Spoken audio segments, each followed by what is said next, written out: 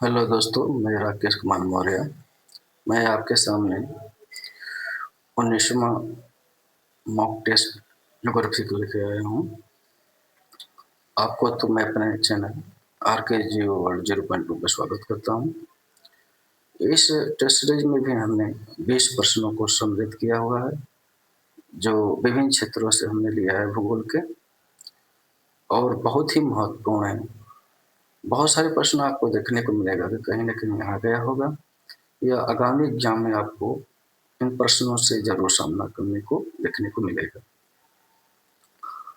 दोस्तों, ये जो मैं प्रश्न जो टेस्ट सीरीज करा रहा हूँ, यह मुख्य रूप से UP TGT PGT, GIC GDC, assistant professor और यूजीसी नेट या एनटीए नेट के लिए करा रहा हूँ। दोस्तों चलते हैं, पहला प्रश्न देखते हैं। इसमें पहला प्रश्न कह रहा है, किस प्रकार की जलवायु में सभी प्रकार के अपक्षय प्रायः नगण्य होते हैं। ठीक है दोस्तों, किस प्रकार की जलवायु में सभी प्रकार के अपक्षय नगण्य होते हैं। ऑप्शन ए है शीत जलवायु में, ऑप्शन बी है शुष्क जलवायु में, ऑप्शन सी है आर्द्र जलवायु में, और ऑप्शन डी है यह सभी में।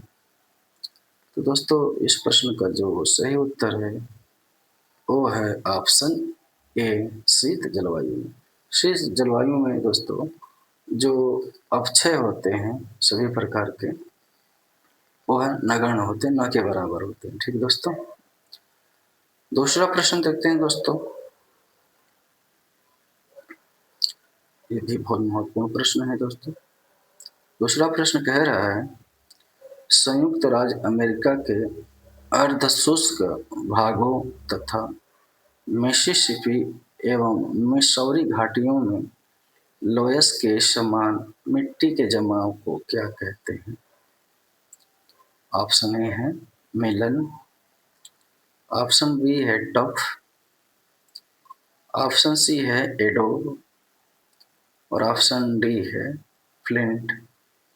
तो दोस्तों, इसका जो सही उत्तर है वो है ऑप्शन सी, एडोब। जो मिसिसिपी और मिसौरी की जो घाटियां हैं संयुक्त राज्य अमेरिका की, वहाँ पे लॉयस के समान जमाव वाली मिट्टियों को एडोब कहते हैं। ठीक है दोस्तों, तीसरा प्रश्न देखते हैं दोस्तों।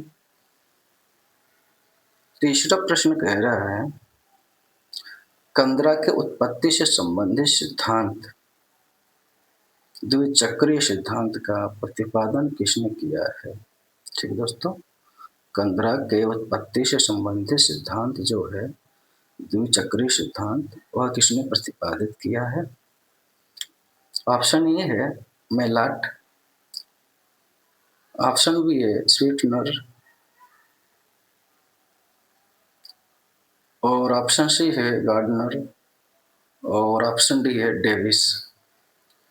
तो दोस्तों, इसका जो सही उत्तर है वो है ऑप्शन डी, डेविस।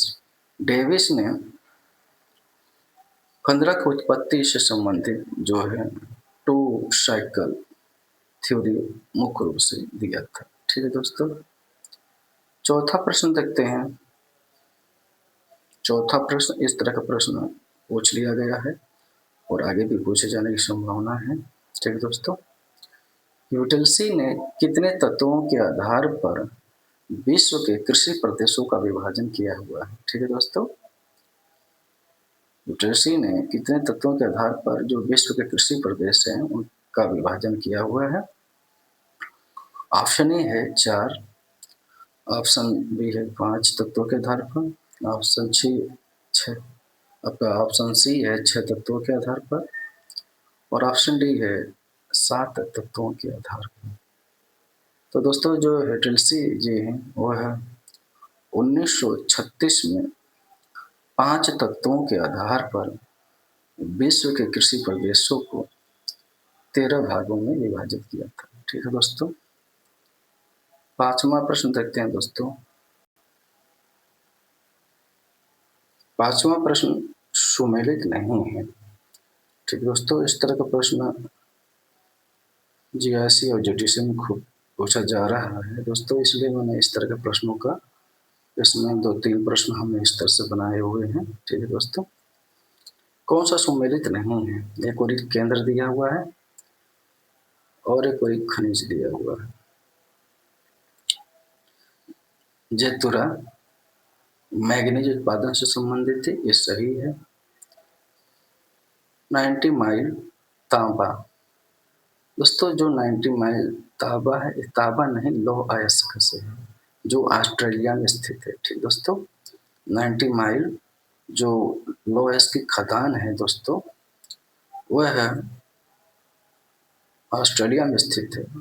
तांबा से संबंधित नहीं है, यह लौह अयस्क से संबंधित है। सी है जोहान्सबर्ग सोना। ठीक है दोस्तों, ये सही सुमेलित है, जो दक्षिण अफ्रीका में स्थित है। और किम्बरले हीरा के उत्पादन से है, ये भी सही संबंधित है, जो दक्षिण अफ्रीका में स्थित है। जबकि जेतुरा यह जॉर्जिया में है, मैग्नीज से, यह भी सही सुमेलित है। जबकि आपका वी 90 माइल तांबा, यह तांबा से नहीं है, यह लोहा से है, जो मुख्य रूप से ऑस्ट्रेलिया में स्थित है। ठीक है दोस्तों, अगला प्रश्न देखते हैं दोस्तों, छठवां प्रश्न। छठवां प्रश्न कह रहा है, लाल इमली किसके उत्पादन के लिए जाना जाता है? ठीक दोस्तों, ये पीजीटी उत्तर प्रदेश का जो पीजीटी है उसमें पूछ लिया गया है। ठीक है दोस्तों, आगे भी पूछे जाने की संभावना है। ये उत्तर प्रदेश के पीजीटी में ही नहीं, यह है उत्तर प्रदेश लोक सेवा आयोग का जो पेपर पहले होता था, उसमें भी पूछा गया भूगोल वाले में। ठीक है दोस्तों, तो आगे भी पूछा जा सकता है, जो उत्तर प्रदेश से संबंधित जो आपके परीक्षाएं हैं, ठीक है, भूगोल से। तो लाल इमली किसके उत्पादन के लिए जाना जाता है? ऑप्शन ए है जूट, ऑप्शन बी है ऊनी वस्त्र, ऑप्शन सी है कागज उद्योग या कागज उत्पादन के लिए, ऑप्शन डी है खिलौने के उत्पादन के लिए। तो दोस्तों इसका जो सही उत्तर है वह है ऑप्शन बी, जो है ऊनी वस्त्र उत्पादन के लिए जाना जाता है। यह कानपुर के पास में है लाल इमली। आप देखते होंगे लाल इमली के ब्लैंकेट आते हैं, मार्केट में देखने को मिलते हैं। यह कानपुर से ही उत्पादन होता है, जहाँ से उत्पादन होता है उसका नाम ही, उस जगह का नाम ही है लाल इमली। इसलिए लाल इमली का ब्रांड लग कर ब्लैंकेट और गर्म कपड़े बेचे जाते हैं। ठीक है दोस्तों, सातवां प्रश्न देखते हैं दोस्तों। सातवां प्रश्न में भी कौन सा एक सुमेलित नहीं है? ये कोई नदी है और उस नदी का उपनाम है। ठीक है दोस्तों, ऑप्शन ए है राइन नदी, कोल रिवर कहा जाता है, सही है। राइन नदी को कोल रिवर कहा जाता है, जो यूरोप के आंतरिक भागों में प्रवाहित होती है। इस रिवर से भारी मात्रा में कोयला का परिवहन किया जाता है, क्योंकि इस रिवर के दोनों साइड में औद्योगिक प्रदेश स्थित है यूरोप के। और सबसे महत्वपूर्ण है, इस नदी के किनारे जर्मनी का रूर क्षेत्र जो है, जहाँ पे भारी मात्रा में कोयला और लौह अयस्क का उत्पादन होता है, जहाँ पे भारी मात्रा में औद्योगिकरण देखने को मिलता है, इसी नदी के किनारे स्थित है। दूसरा भी है गोमती नदी, जिसको जैविक आपदा कहा जाता है, सही है दोस्तों, ये भी मिलान सही है। जैविक आपदा गोमती नदी को कहा जाता है, क्योंकि गोमती नदी के किनारे सबसे बड़ा जो शहर है वह लखनऊ है, और लखनऊ में ही ये नदी बहुत ज़्यादा प्रदूषित हो जाती है, जिसके कारण इसको जैविक आपदा बायोलॉजिकल डिजास्टर कहा जाता है। ठीक है दोस्तों, सी है नाइजर नदी, जिसको तेल नदी कहते हैं। ठीक है दोस्तों, ये सही है। नाइजर नदी से भारी मात्रा में पेट्रोलियम का परिवहन किया जाता है, इसलिए इसको मुख्य रूप से तेल रिवर के रूप में जाना जाता है। डी है आपका नोएल नदी, जो दक्षिण में भारत का एक नदी है। इसको बीमार नदी नहीं दोस्तों, इसको बीमार नदी नहीं, इसको मृत नदी कहा जाता है। ठीक है, इसको मृत नदी कहा जाता है, न कि बीमार नदी। बीमार नदी पेरियार नदी को कहा जाता है। ठीक है दोस्तों, केरल की जो नदी है पेरियार, उसको कहा जाता है बीमार नदी, न कि नोयल नदी को। तो दोस्तों इसका जो सही उत्तर है वो है ऑप्शन डी, यही गलत है, जबकि और तीनों सही हैं। अगला प्रश्न देखते हैं दोस्तों, आठवां। आठवां प्रश्न कह रहा है दोस्तों कि ओजोन मंडल में तापमान ऊंचाई के साथ बढ़ता है।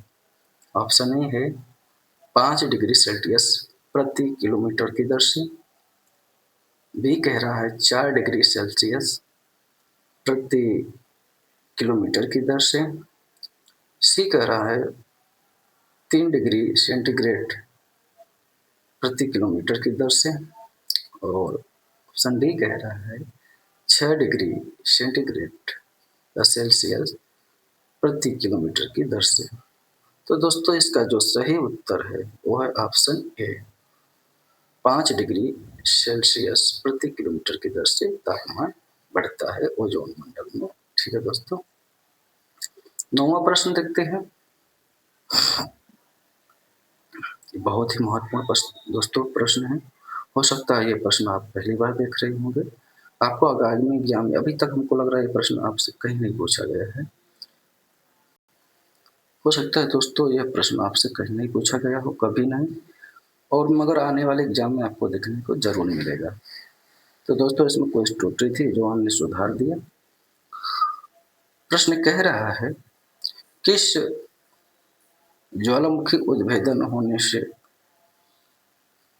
भूमंडलीय स्तर पर तापमान में गिरावट हुई, जिसके कारण वर्ष 1816 ईस्वी को ग्रीष्म रहित वर्ष कहते हैं।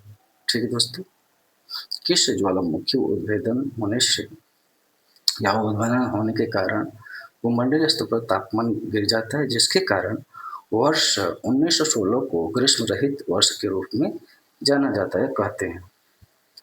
ऑप्शन ए है माउंट मोनालोआ। बताते चले दोस्तों, माउंट मोनालोआ जो आपका ज्वालामुखी है, यह हवाई द्वीप में स्थित है जो संयुक्त राज्य अमेरिका के अंतर्गत आता है। ऑप्शन बी है कोटोपेक्सी, यह दोस्तों इक्वाडोर एंडीज पर्वत पर स्थित है। और माउंट टेम्बोरो, यह दोस्तों इंडोनेशिया के अंतर्गत आता है। और माउंट ताल, यह फिलीपींस के अंतर्गत आता है। तो दोस्तों इसका जो सही उत्तर है वह है ऑप्शन सी, माउंट टेम्बोरो। टेम्बोरो यह ज्वालामुखी 1916 में जब फटा तो भारी मात्रा में इसमें धूल कण और जो गैसें थे वायुमंडल में ज़्यादा ऊंचाई तक चले गए थे, जिसके कारण उस क्षेत्र का जो वातावरण था वह धूलमय हो जाता है, धूल कण से भर जाता है, जिसके कारण सूर्य का जो प्रकाश है बहुत दिनों तक पृथ्वी पर पहुंचता नहीं, पहुंचता तो बहुत कम पहुंचता है, जिसके कारण वहाँ का उस क्षेत्र का तापमान गिर जाता है, जिसके कारण जो गर्मी का महीना होता है वो मालूम ही नहीं चलता, ऐसा लगता है शरद ऋतु अभी तक है। इसीलिए इसको ग्रीष्म रहित वर्ष के रूप में जाना जाता है 1816 को। ठीक दोस्तों, 10वां प्रश्न देखते हैं। 10वां प्रश्न कह रहा है दोस्तों, द्वितीय पृथ्वी सम्मेलन जो 1997 में हुआ था, किस शहर में हुआ था? ठीक है दोस्तों, ऑप्शन ए है लंदन, ऑप्शन बी है पेरिस, ऑप्शन सी है दोहा, और ऑप्शन डी है न्यूयॉर्क। तो दोस्तों इस प्रश्न के उत्तर का चयन कर लिया होगा आपने। इसका जो सही उत्तर है दोस्तों वो है ऑप्शन डी, न्यूयॉर्क। न्यूयॉर्क में द्वितीय पृथ्वी सम्मेलन हुआ था, और इसी पृथ्वी सम्मेलन को अर्थ समिट 5 के नाम से भी जाना जाता है। ठीक है, पृथ्वी सम्मेलन या पृथ्वी प्लस के नाम से, +5 के नाम से भी जाना जाता है। ठीक है दोस्तों, 11वां प्रश्न देखते हैं दोस्तों।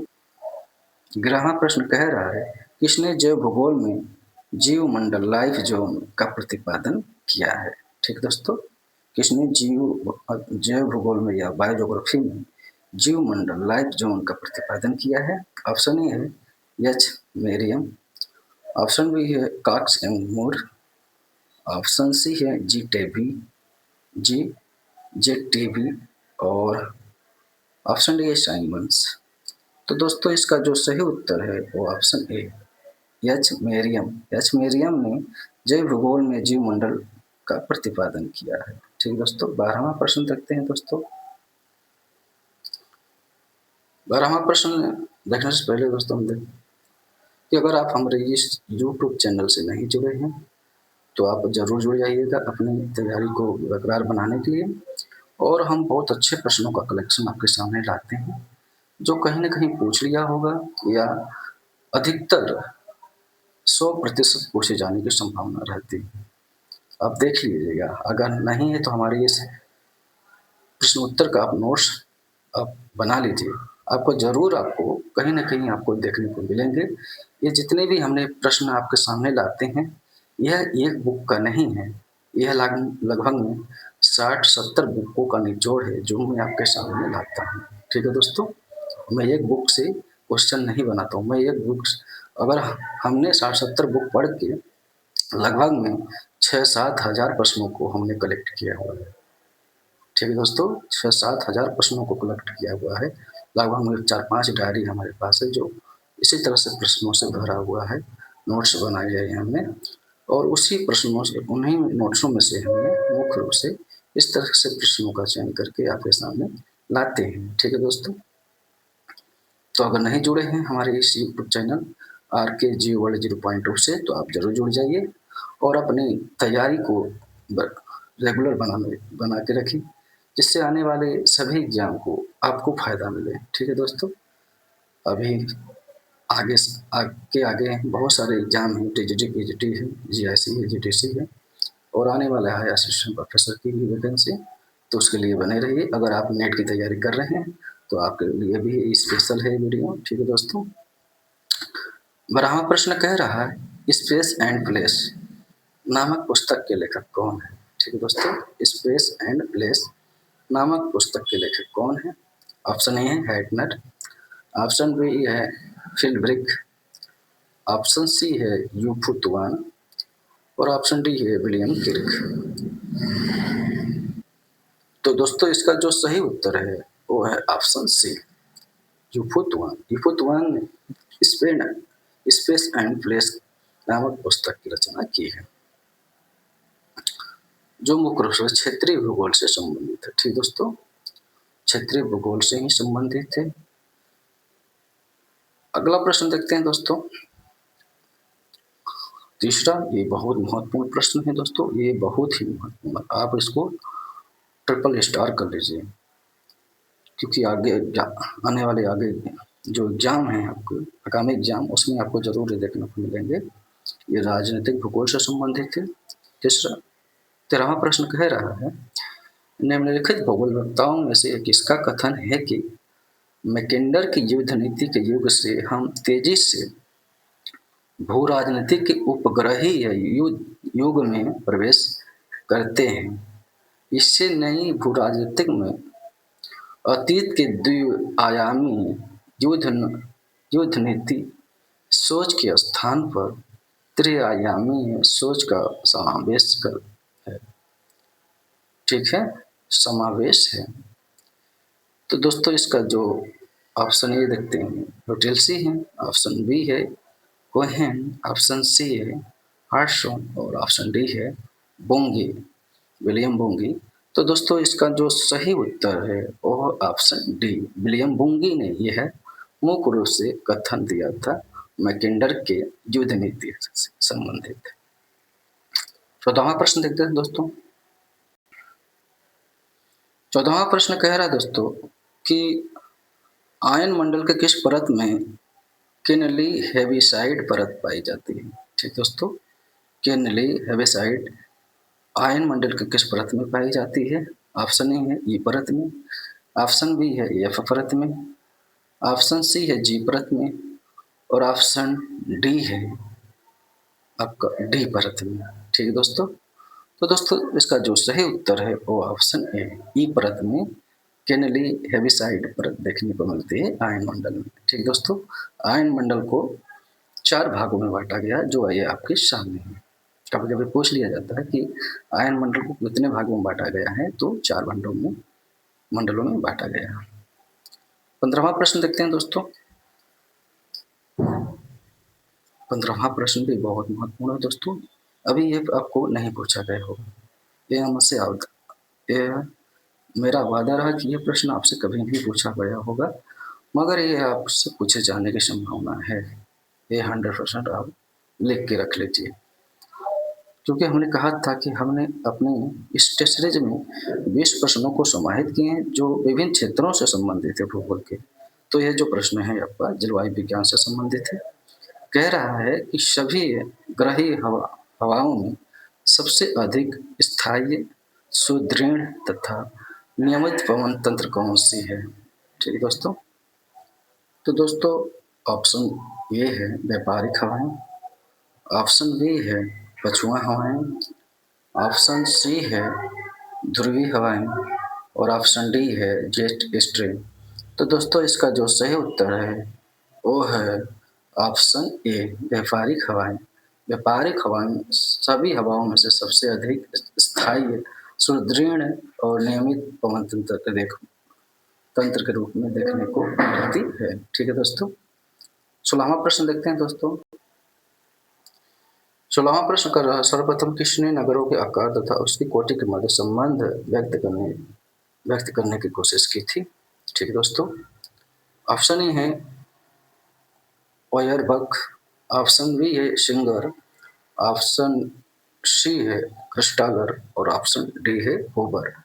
तो दोस्तों इसका जो सही उत्तर है वो ऑप्शन ए ऑयरबैक। ऑयरबैक ने सर्वप्रथम मुख्य रूप से नगरों के आकार तथा उसके बीच कोटि से संबंध को दर्शाने का व्यक्त किया था या दर्शाने की कोशिश किया था, मगर बाद में इसमें थ्योरी के रूप में जीके जेफ ने मुख्य रूप से महत्वपूर्ण योगदान दिया था। ठीक है दोस्तों। 17वां प्रश्न देखते हैं दोस्तों, जो भारत में भूगोल से संबंधित है। प्रायद्वीपीय भारत की कौन सा समुद्री तट रिया तट का उदाहरण प्रस्तुत करता है? ऑप्शन ए है पश्चिमी तट का उत्तरी भाग, ऑप्शन बी है पश्चिमी तट का दक्षिणी भाग, ऑप्शन सी है पूर्वी तट का उत्तरी भाग, ऑप्शन डी है पूर्वी तट का दक्षिणी भाग। तो दोस्तों इसका जो सही उत्तर है वो है ऑप्शन ए पश्चिमी तट का उत्तरी भाग। पश्चिमी तट का उत्तरी जो भाग है वो रिया तट का उदाहरण प्रस्तुत करता है। 18वां प्रश्न देखते हैं दोस्तों। 18वां प्रश्न कह रहा है दोस्तों, हिंद महासागर की औसत गहराई कितना है? यह प्रश्न पूछ भी लिया गया है और आगे भी पूछे जाने की संभावना है दोस्तों। ठीक है। ऑप्शन ए है 3800 मीटर, ऑप्शन बी है 3800 मीटर, 4000 मीटर और ऑप्शन सी है 4200 मीटर और ऑप्शन डी है 4500 मीटर। तो दोस्तों इसका जो सही उत्तर है वो है ऑप्शन बी 4000 मीटर। 19वां प्रश्न तक 18वां प्रश्न में कह रहा है कि हिंद महासागर की औसत गहराई कितना है? ऑप्शन ए है 3800 मीटर और ऑप्शन बी है 4000 मीटर, ऑप्शन सी है 4200 मीटर और ऑप्शन डी है 4500 मीटर। तो दोस्तों इसका जो सही उत्तर है वो है ऑप्शन बी 4000 मीटर। अगला प्रश्न देखते हैं दोस्तों। 19वां प्रश्न कह रहा है दोस्तों, पहले अंटार्कटिका महाद्वीप को किस नाम से जाना जाता था? जो दक्षिणी गोलार्ध पे स्थित जो अंटार्कटिका का महाद्वीप है, जिसको सफेद महाद्वीप भी कहा जाता है, जिसको पक्षियों का महाद्वीप भी कहा जाता है, किस नाम से जाना जाता है? ऑप्शन ए है टेलर कॉन्टिनेंट, ऑप्शन बी है सदर्न लैंड, ऑप्शन डी है अंध महाद्वीप और ऑप्शन डी है उपयुक्त सभी। तो दोस्तों अंटार्कटिका को पहले सदर्न लैंड के नाम से जाना जाता था, ऑप्शन बी। ठीक है दोस्तों। 20वां प्रश्न देखते हैं दोस्तों। 20वां प्रश्न कह रहा है, सामाजिक प्रक्रियाएं स्थानीय संगठन की व्याख्या करती हैं। सामाजिक जो प्रक्रियाएं हैं स्थानीय संगठन की व्याख्या करती हैं। यह कथन है। ऑप्शन ए उत्तर आधुनिकतावाद का, ऑप्शन बी है आधुनिकतावाद का, ऑप्शन सी है मार्क्सवाद का और ऑप्शन डी है अस्तित्ववाद का। तो दोस्तों इसका जो सही उत्तर है वो है आपका ऑप्शन सी मार्क्सवाद का। ठीक है दोस्तों। तो यह आखिरी प्रश्न था इस मॉक टेस्ट सीरीज का। दोस्तों आप इस 20 प्रश्नों में से कितने प्रश्नों के उत्तर सही दिए हैं, आप हमको कमेंट कर ज़रूर बताइएगा। इससे हमको यह मालूम चलेगा कि आपकी तैयारी कैसी चल रही है। ठीक है दोस्तों, अगला मैं आपको टेस्ट सीरीज जल्द ही उपलब्ध कराऊंगा, जो बेहतरीन प्रश्नों का एक श्रृंखला होगा। ठीक है दोस्तों, अगर हमारे आप यूट्यूब चैनल से नहीं जुड़े हैं RKG वर्ल्ड 0.2 से, तो आप जरूर जुड़ जाइएगा। वह इसी तरह से अपनी तैयारी पर बनाए रखिए, और आने वाले जितने भी एग्जाम हैं उसमें आप अच्छे प्रश्न को करें। ठीक है दोस्तों, धन्यवाद।